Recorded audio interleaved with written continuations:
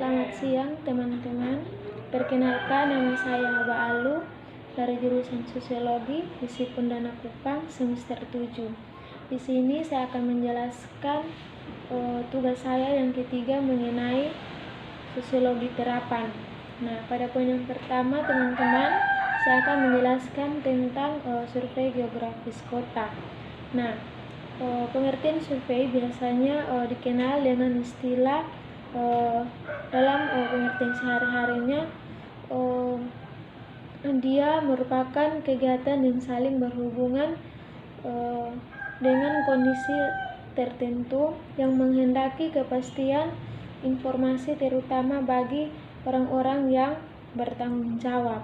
Nah, kemudian teman-teman, menurut Sangirombun, survei yaitu penelitian yang diambil sampel dari satu populasi dan menggunakan kuesioner sebagai alat pengumpul data yang pokok. Nah, sedangkan menurut Suhermin dalam pengertiannya, survei adalah aktivitas untuk mengestimasi sesuatu seperti jumlah orang atau persepsi atau pesan-pesan tertentu. Nah, dari berbagai definisi tentang survei tersebut di atas, dapat kita simpulkan bersama bahwa survei merupakan suatu aktivitas atau kegiatan penelitian yang dilakukan untuk mendapatkan suatu kepastian informasi seperti jumlah orang, persepsi, atau pesan-pesan tertentu. Nah, dengan cara lain, mengambil sampel dari satu populasi dan menggunakan kuesioner sebagai alat pengumpul data yang pokok. Nah, kemudian yang berikut teman-teman ada jenis-jenis survei, antara lain yang pertama jenis survei secara umum. Nah, jenis survei secara umum ini dibagi menjadi dua, yaitu yang pertama survei yang lengkap. Nah, survei yang lengkap itu yang mencakup seluruh populasi atau elemen-elemen yang menjadi objek penelitian. Nah, survei tipe ini disebut sensus. Nah, yang kedua survei yang hanya menggunakan sebagian kecil dari populasi atau hanya menggunakan sampel dari populasi. Nah, jenis ini sering disebut sebagai sampel survei method. Nah, kemudian yang kedua jenis survei secara ilmu penelitian, yaitu dia terbuka mencari pengetahuan peneliti tentang masalah-masalah yang akan diteliti dan masih terbatas. Kemudian yang berikut ada penelitian deskriptif. Nah, penelitian ini dia mempelajari masalah dalam masyarakat, baik itu tata cara yang berlaku dalam masyarakat serta situasi-situasi atau sikap-sikap, pandangan, proses yang sedang berlangsung dalam masyarakat atau yang sedang terjadi. Nah, kemudian yang berikut penelitian evaluasi. Nah, di mana penelitian ini mencari jawaban tentang pencapaian tujuan yang digariskan sebelumnya. Nah, evaluasi ini mencakup formatif atau melihat dan meneliti pelaksanaan program. Nah, sumatif tidak dilaksanakan pada akhir program untuk mengukur pencapaian. Nah, penelitian ekspansi atau penjelasan menggunakan data yang sama menjelaskan hubungan kausal antara variabel melalui penguji hipotesis. Kemudian penelitian prediksi.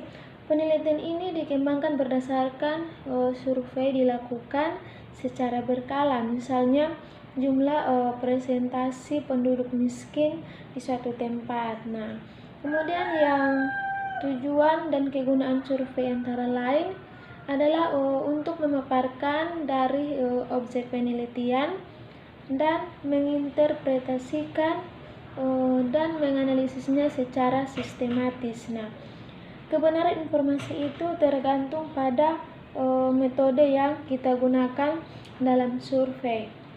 Nah, kegunaan dari survei antara lain yang pertama itu untuk memperoleh fakta dari gejala yang ada. Kemudian yang kedua teman-teman, mencari keterangan secara faktual dari suatu kelompok atau daerah. Kemudian yang ketiga, melakukan evaluasi serta perbandingan terhadap hal yang telah dilakukan orang lain dalam menangani hal atau masalah yang serupa. Kemudian yang keempat itu dilakukan terhadap sejumlah individu atau unit, baik secara sensus maupun secara sampel. Kemudian yang kelima, hasilnya untuk pembuatan rencana dan pengambilan keputusan. Nah, yang berikut pengertian geografis. Nah, geografis teman-teman adalah salah satu letak suatu daerah yang dilihat dari kenyataannya di muka bumi atau posisi daerah itu pada bola bumi. Nah, letak geografis pun ditentukan oleh segi astronomis, geologis, fisiografis, dan sosial budaya. Nah, kemudian yang berikut teman-teman tentang kota. Nah, kota merupakan suatu pemukiman yang memiliki kepadatan penduduk yang lebih besar kepadatan wilayah nasional, di mana mata pencaharian penduduk adalah non-agraris serta sistem penggunaan tanah beragam. Nah, wilayah tersebut ditutupi oleh gedung-gedung yang tinggi dan berdekatan. Nah, kemudian ada pengertian kota juga menurut salah satu seorang ahli yang bernama Norton, di mana kota menurut Norton merupakan lokasi yang memiliki kepadatan penduduk yang lebih tinggi dibandingkan dengan populasi. Nah, penduduk di lokasi tersebut tidak tergantung pada sektor pertanian maupun aktivitas ekonomi primer. Nah, teman-teman, pada lokasi tersebut juga dijadikan sebagai pusat kebudayaan, ekonomi maupun administrasi wilayah sekitar. Nah, yang berikut teman-teman ada ciri-ciri kota.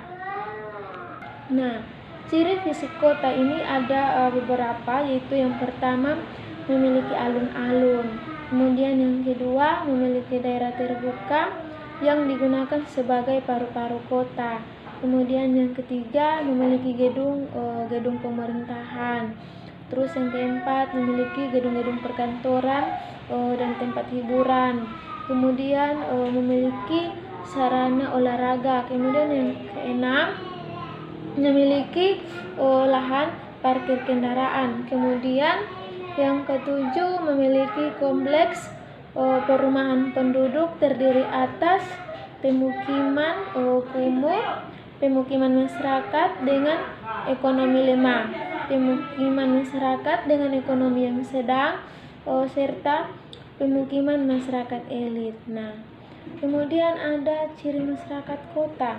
Nah, ciri masyarakat kota yang pertama, dia memiliki segregasi keruangan. Segregasi merupakan pemisahan yang bisa menimbulkan kelompok atau kompleks tertentu. Kemudian yang kedua, ada hubungan sosial yang bersifat gesellschaft. Nah, ini berarti hubungan sosial antara anggota masyarakat sangat terbatas pada bidang tertentu. Dia tidak hanya didasarkan pada sifat kekeluargaan ataupun gotong royong, namun dia lebih didasarkan pada hubungan fungsional.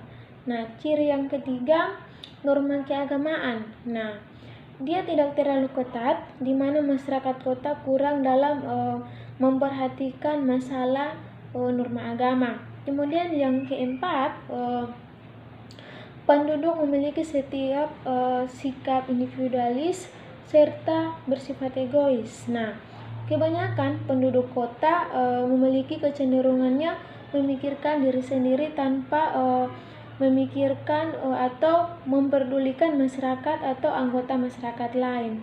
Nah, sikap tersebut terjadi karena adanya persaingan yang besar dalam memenuhi kebutuhan hidup masing-masing dalam kehidupan masyarakat yang sesama masyarakat itu sangat tinggi.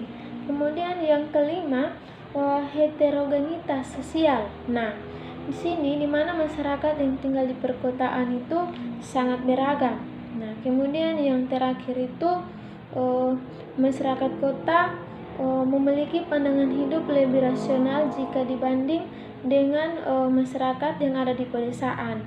Nah, hal tersebut dikarenakan masyarakat kota lebih terbuka terhadap budaya baru dibandingkan dengan masyarakat yang tinggal di daerah terpencil atau masyarakat yang ada di pedesaan. Mereka kurang mengenal dengan hal-hal baru atau yang ada tren-tren seperti itu. Nah, sehingga perkembangan ilmu pengetahuan dan teknologi itu juga lebih cepat diterima oleh masyarakat kota dibandingkan oleh masyarakat yang ada di daerah terpencil-pencil. Nah, kemudian fungsi kota. Nah, kawasan perkotaan merupakan kawasan yang memiliki kegiatan utama selain bidang pertanian, di mana fungsi kawasan tersebut sebagai tempat pelayanan sosial, pelayanan jasa pemerintahan, dan kegiatan ekonomi. Nah, sekian yang dapat saya sampaikan pada tugas saya yang ketiga, mata kuliah Sosiologi Terapan. Sekian dan terima kasih. Selamat siang.